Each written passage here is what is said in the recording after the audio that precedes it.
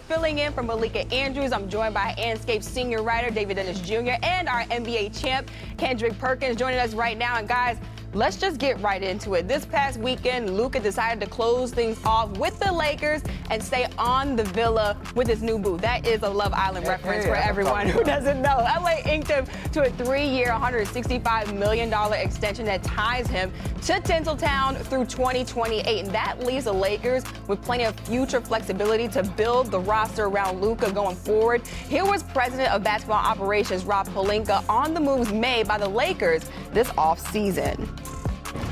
We like the upgrades we're able to make to the roster, but by no means are we going to be satisfied. I think every year we're on an infinite cycle to try to improve this team and win championships, and we'll stay committed to that work. All right, now welcome in our front office insider Bobby Marks and senior writer Tim Bontemps. And you guys put out a great piece on espn.com on what's next for the Lakers after Luka's extension. So Tim, I want to start with you. Now that they have clarity on Luka's future, what are the Lakers looking forward to right now? Well, as Rob Pelinka just said in that clip there, I mean, the goal for the Lakers every year is to try to win a title. And last year, they obviously lost in the first round in 5 games to the Minnesota Timberwolves, who went on to lose in 5 games in the Western Conference Finals to the Oklahoma City Thunder, who went on to win the title. So to get to be a championship team, the Lakers have a lot of work to do. Now, if you want to look at how are you going to build around Luka Doncic, go look at what Dallas did, right? You had a bunch of big two-way wings, some rim-running centers with him. That is a formula that's led to a lot of wins for Luka Doncic in the past. However, every team in the league is looking for two-way big wings that can shoot. So getting them with limited draft picks going forward and salary cap space going forward is going to be a problem. We obviously have the LeBron James question that's hanging over the Lakers. We'll see what happens with him over the next year. He can obviously be an unrestricted free agent next summer. And another fascinating unrestricted free agent next summer is Austin Reeves, who's on a below-market contract right now that the Lakers cannot extend him on. People I talked to around the league for this story thought he'd be making $30 million or more next year. That's a huge raise from where he's at now. And if you pay Austin Reeves that kind of number, you're signing him up to be the Jalen Brunson or the Kyrie Irving alongside Luka Doncic going forward, which is a big question the Lakers are going to have to answer. Is he the right guy to pair with Luka Doncic going forward? So a lot of questions for this roster, one that obviously has some work to do to get where they want to go.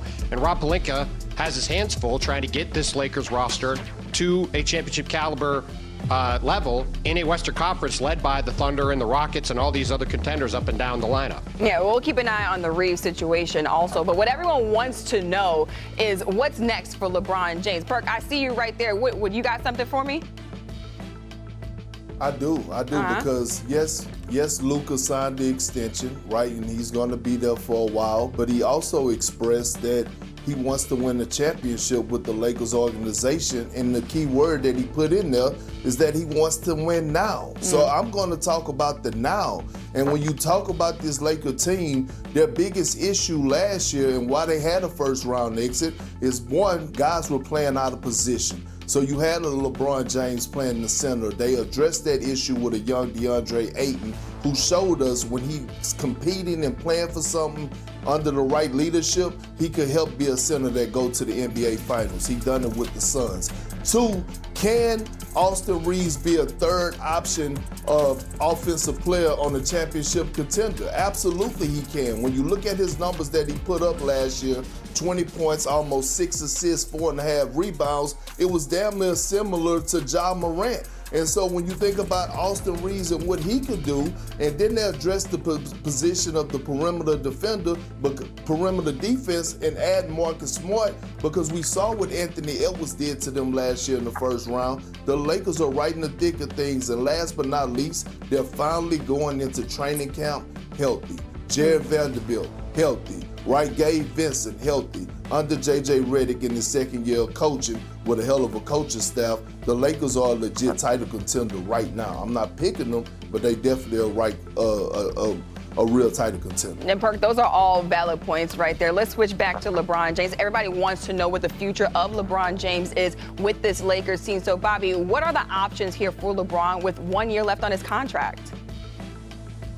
I mean, this is an unprecedented situation here, and I'll kind of set the stage for you. Here we have a 40-year-old LeBron James who continues to play at an all-NBA level, and the only thing that's guaranteed is that he's going to be an unrestricted free agent next year, and that's because he opted into that contract here. I think when you look at it from the Lakers' perspective, it's ironic. They're a team that's going to have $50 million in cap space next offseason, but guess what?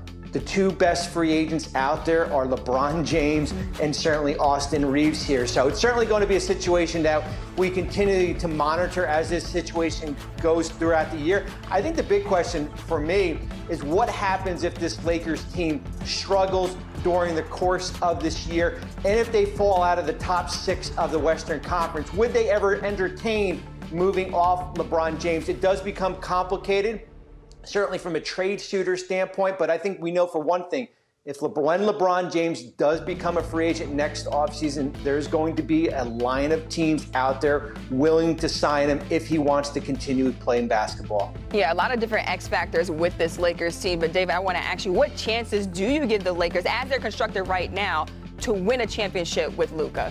Unlike what Perk said, I don't think they're going to win a championship this year. I don't see them as contenders this year. I mean, you can talk about all the things they've added. You can talk about the Aiden. You can talk about the Marcus Smart. They still got bounced in 5 games pretty handily by Minnesota Timberwolves team that's not better than OKC, that's not better than Houston, that's not better than Denver. I don't see the Lakers entering into the top 4 with what they have. You can talk about Reeves and Luka and LeBron. Somebody's got to play defense back there. And Luka looks great and all that stuff, but that doesn't mean anything in terms of how he's going to look defensively. There's a lot of stuff I need to see from this Lakers team to believe they're contenders this year. I just don't see it. Now, going forward, Bobby brings up a good point. The way that you build teams that for the Lakers traditionally has been pretty simple. You get a star, Kobe, Shaq, even Magic, or LeBron. You get one of those guys, they come to the team, and then you build around them. You get your stars later. You get an Anthony Davis, you get a Pau Gasol, you get a Metta World Peace, you get that. The NBA doesn't work like that anymore. You have your big star in Luka, but who are you going to build around him after LeBron James is gone? Because we're assuming that after this year he may be gone, but definitely in a couple years LeBron will not be there. So now you have to build a roster around Luka that is going to compete with an OKC, and it's a lot more difficult to do now than it has been traditionally for the Lakers. I just do not see a lockdown championship for them in the next 3 years. Yeah, Perk, I see you giving the meme mug. I know you want to say something. What I do this time, Perk? What I do this time, Perk? Because I'm asking, like, go and get a former #1 pick who's just knocking at the door of his prime, and DeAndre Ayton is not adding a piece that values that fits around Luka, a guy that could be a lob threat, a guy that could be a pick and pop guy, a rim runner that they need. Go and get a Marcus Smart, who I believe is 31 years of age, adding him to the roster, a defensive guy that Luka actually made phone calls to because he wanted him on the roster and know what Marcus Smart brings to the table. Is not building and going in the direction of adding pieces. That is adding pieces. That they did an exceptional job, especially at the number that they got those 2 guys in. Yeah, like I feel like we can go on and on about this, but Bontemps, I want to get you in here as well before we wrap things up. What are your thoughts on the Lakers in that championship window? I mean, the championship window probably starts after this season, and with the runway that the Lakers have been given by Luka Doncic with him signing this 3-year extension to give them the opportunity to be patient and build this team out around him. But as Bobby laid out, the challenges in doing that are that it is not going to be as simple as, let's have a bunch of cap space next summer, let's sign the best players available and build a super team. That's not really an option. Guys are extending now, and as Bobby said, the 2 best free agents next summer might be LeBron James and Austin Reeves. And for a team that's only got a couple of first-round picks to trade and has a lot of holes to fill, we will see if they're going to be good enough. And one thing about this year's team, one thing to watch, there's 7 or 8 guys that are playing for contracts on this team, including Austin Reeves, including LeBron James, including Marcus Smart, including DeAndre Ayton. That is going to be an interesting dynamic for J.J. Redick to monitor in his second year with the Lakers and to see how he can balance all that out. It's going to be a fascinating season as always in L.A., and we'll see how it shakes out. Yeah, I'm not going to lie, y'all. I got to see it to believe it. I'm with you, David. I really don't think that it's a championship year. I think it's maybe like a year or 2 away. But, I mean, they have the right pieces right now. Sorry, Perk. I see you. In the NBA. Well, all these moves may be hard to stomach for Celtics fans, I'll tell you that. But Bobby Marks, how can these changes that Boston has made maybe help them find success down the road? Yeah, this is the ultimate reset here, and I kind of equate it back to 2023. I know situation is a little bit different, and Jason Tatum is out for this year, but that's the offseason when they went out and got Kristaps Porzingis and Drew Holiday here, but they were coming off a conference finals as far as when they went out and made those moves here. And I think if you're Boston, I think the goal is to remain competitive this year, but also try to grab one of those top lottery positions, almost similar to what Dallas went through a year ago here. Because you remember, you've got Jason Tatum, you've got Jaylen Brown, and you've got Derek White all under contract, 3 players that are set to make $130 million next year. So it's a reset for this year, but it's also an eye on how you can add talent around them, similar to how they added Porzingis and Holiday 2 years ago. So with no Jason Tatum, Jaylen Brown is going to get more and more reps with the A1. And Perk, we've watched plenty of games of the Celtics. What does this gap year mean for Jaylen Brown? I mean, it means that he can enter the conversation. We can start talking about him when you talk about a Jason Tatum, a Ja Morant, and show that he can be a number 1 option. I believe this is a moment for JB to go out there and show that he could be a 20 point per game score, 28 point per game score to 30 point per game score. And I believe he's ready for the mission. We know vocally he's a leader, but go out there this season in the full 82 games and display it on the floor. Also, look, I wouldn't just count this Celtic team out and think that they're going to be in the lottery. I believe this team is going to make the playoffs and through the play-in tournament. We have to remember over the last 3 seasons, their home record, which has been the best in the NBA, has been 97-23 over the last. So you take a Peyton Pritchard, Sam Hauser, a Joe Mazzulla who feeds off of adversity, and you get this Celtic ball club that's going to be hungry and doubted. They're going to be right there in the thick of things in the Eastern Conference. Yeah, Perk makes some good points right there. But with Jaylen Brown on the floor, David, all eyes are going to be on him offensively. What do you expect to see from him in this gap year? Yeah, I think this can be a real star-making year for Jaylen Brown. We talk about in the way similar to a few years ago, if you recall, with the Pacers, with Paul George, when Danny Granger went out, Paul George really made that leap to be a star.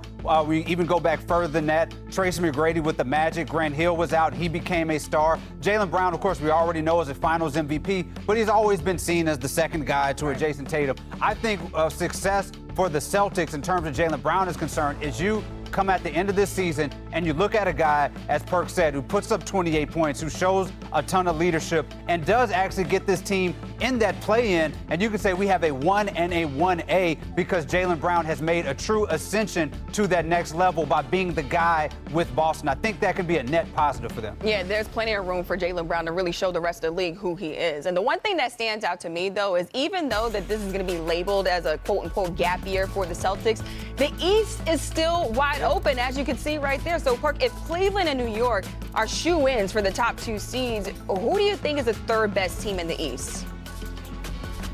It's the Atlanta Hawks, the team that, stay getting disrespected, or should I say the superstar type player that gets disrespected in Trae Young. I'm looking at the pieces that they added around him. He already had elite wing defenders, but you go get Alexander Walker in free agency from Minnesota. You pick up Kristaps Porzingis, who I believe is going to complement Trae Young well, especially in the pick and roll. Jalen Johnson is going to be back. We forget, before Jalen Johnson got injured, one could argue that he was in the conversation of possibly getting a nod of being in the All-Star game, like being a first-time All-Star. So when I look at this Hawks team that is coached by Quinn Snyder, I'm looking at them to make some real noise and be a real threat in the Eastern Conference this year.